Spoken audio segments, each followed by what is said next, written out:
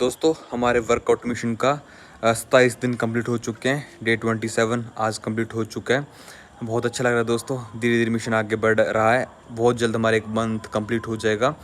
और आज हम बात करेंगे, जैसा कि मैंने कल कहा था, बहुत सारे मित्रों ने बोला कि हमें और जाने इसके बारे में कि ब्रह्मचर्य और भोजन का क्या संबंध है, या फिर दूसरी भाषा में कहें कि हमारी सेक्सुअल एनर्जी और भोजन का क्या संबंध है, हमारे भीतर जो वीर्य बनता है, जो स्पर्म बनता है, उसका और भोजन का क्या संबंध है, और कैसे हम भोजन को अपने चेंज करके अपनी काम वासना को, अपनी सेक्सुअलिटी को, अपने मन के विकारों को, और मन जो उल्टी दिशा में बहता है, मन जो उल्टी सीधे काम करवाता है, उसको कैसे कंट्रोल कर सकते हैं। एक चीज़ मैं बताना चाहता हूँ, देखो भोजन से वीर्य बनता है, ये तो आप सबको पता ही होगा कि हमारे जो भीतर जो भी एनर्जी बनती है, चाहे खून हो चाहे कुछ भी बनता है, सीधी सी बात, हम जो इनटेक करेंगे उससे हमारा स्पर्म या फिर वीर्य बनता है। देखिए दोस्तों, एक चीज़ मैं बताना चाहता हूँ कि भोजन और काम वासना के बारे में, इस चीज़ को ध्यान से सुनना आप।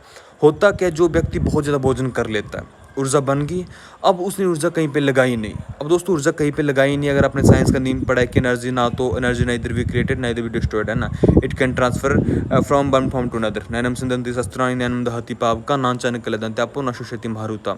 यही अपने श्रीमद् भगवद गीता ही बोल रही है कि ऊर्जा को हम कैद नहीं कर सकते। सीधी सी बात है, किसी ने भोजन कर लिया, उसने ना को प्राणायाम किया, ना कुछ वर्कआउट किया, ना कहीं अच्छी क्रिएटिविटी में उस एनर्जी को लगाया, तो दोस्तों वो ऊर्जा भीतर से काम वासना के धक्के मारेगी। जब भी काम वासना धक्के मार ले, समझ लो कि आपने अपने भीतर पड़ी एनर्जी को कोई दिशा नहीं दी है ना।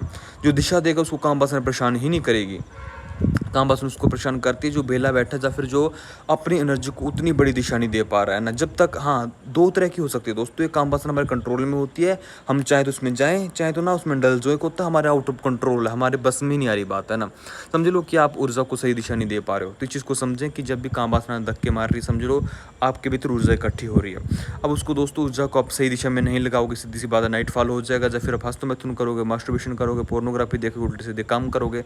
यानी आप भोजन कर रहे हो, ऊर्जा भीतर डाल रहे हो, ऊर्जा बना रहे हो, उसको दिशा देना सीखो। कुछ भी करो, मैं हमेशा बोलता हूँ, घूमो फिरो, ब्लॉगिंग करो, यूट्यूब चैनल खोल के बोलो, सिंगिंग करो, गाओ बजाओ, लिखो, घूमो फिरो, वर्कआउट करो, कुश्ती खेलो, कुछ भी करो दोस्तों, लेकिन इस ऊर्जा को यूटिलाइज करो। इसको भीतर रखो मत। भीतर रखोगे तो धक्के मारेगी और ज़िंदगी बर्बाद हो जाएगी। तो इस कंसेप्ट को समझो, और धीमे धीमे ऐसे ही मैं आपको मैं देखो, मैं मेरा सिंपल सा मुद्दा दोस्तों, मैं सिंपल भाषा में बहुत गहरी गहरी बातें बोल देता हूँ, तो बहुत लोगों को लगता है कि शायद ऐसे ही बोल रहा है। तो मेरी बातों को ध्यान से सीरियस लिया करो। जिन्होंने सीरियस लिया, मैंने खुद उनका जीवन बहुत तेज़ी से ऊपर उठता हुआ देखा। ऐसे कितने ही मेरे सामने एग्जाम्पल हैं जो 3 साल पहले मेरे को मिले थे, आज उनका जीवन पूरा का पूरा बदल चुका है। वो हमारे पर्सनल सेशंस में भी आते हैं ना।